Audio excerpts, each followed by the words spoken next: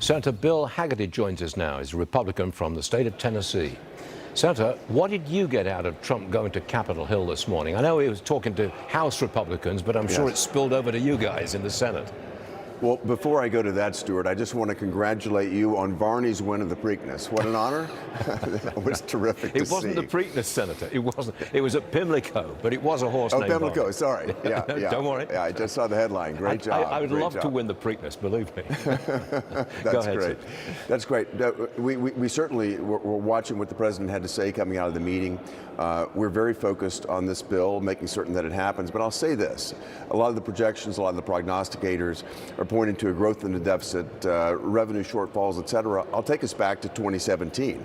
If you think about what the Congressional Budget Office was saying, they were looking at a revenue decrease from President Trump's 2017 Tax Cuts and Jobs Act. What happened? We actually had a revenue increase. They don't capture the dynamics, as was mentioned before, tariff revenues, or I should say cost savings coming from the DOGE efforts, and a lot of effort that's going on within the agencies beyond DOGE. I think there's a lot more to be captured here, and the Senate is looking forward to getting our teams on this and looking for even more significant cuts than the House has delivered so far.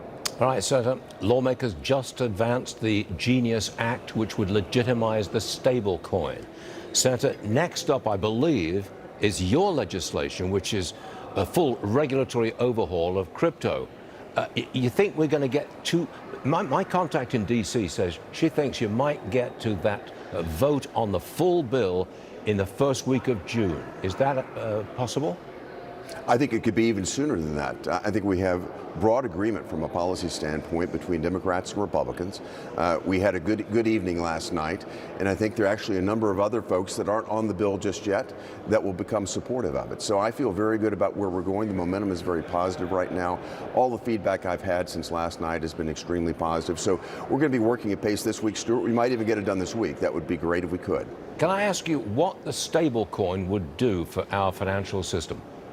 Well, certainly it puts our financial system and our payment system more specifically into the modern times. What we rely upon today was designed in the 70s and 80s. This is a chance to completely modernize our payment system to make sure that the innovation that's happening around the entire industry stays here in America. And importantly, Stuart, because the stablecoin is dollar denominated, that will perpetuate the dollar's position, dollar's dominance as the reserve currency of the world.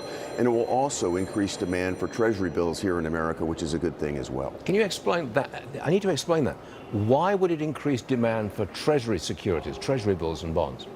Because the stablecoin legislation requires that each dollar stablecoin be backed fully by either a dollar in cash or short-term treasuries. To do that, the stablecoin issuer has to go and purchase short-term treasuries. Already, stablecoin issuers are large owners of treasuries, and by 2030, Citi projects that stablecoin issuers will be the largest owner of U.S. treasuries in the world. Do you envisage the day when I can go to my broker and say, right, buy me X number of stablecoin and keep it in my account? Absolutely. You'll be able to do that almost instantaneously. And again, the payment system is there. We just need to give a legal framework for it to thrive here in America. Otherwise, we'll see what's been happening. It's going to keep moving offshore. This is a better way for us to protect consumers, and it's certainly a better way for us to make certain that America remains the hotbed of competition and innovation in this space. It seems to me that would be this is a big win for the crypto business, but I'm surprised to see Bitcoin and Ethereum actually losing a little ground today. But Senator, no, go ahead, sir. No, I was going to say, if you think about it, this is great for dollar dominance as well. That we've seen a slight erosion, but this is going to make certain that the dollar is the currency of choice around the world, because that's where all the digital trading is going to go.